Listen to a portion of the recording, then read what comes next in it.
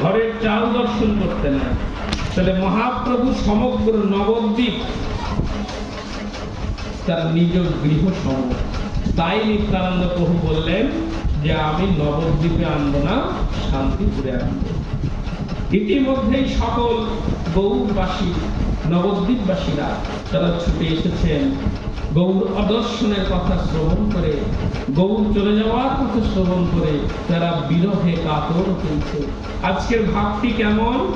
যেমন মথুরা মণ্ডল থেকে ভগবান শ্রীকৃষ্ণ, বৃন্দাবন থেকে মথুরা মণ্ডলে ভগবান শ্রীকৃষ্ণ চলে গেছিলেন, সেই যে ভাব আজকের নবদ্বীপে এসেছে সেই ভাব।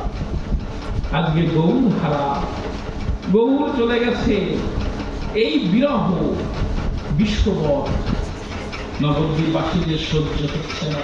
তারা ধুলায় গড়াগড়ি খাচ্ছে, গৌর বিহারে বাঁচবো কেমনে, আমরা গৌর ছাড়া বাঁচবো কি করে, গৌর আমাদের প্রাণ, আমাদের কি হবে?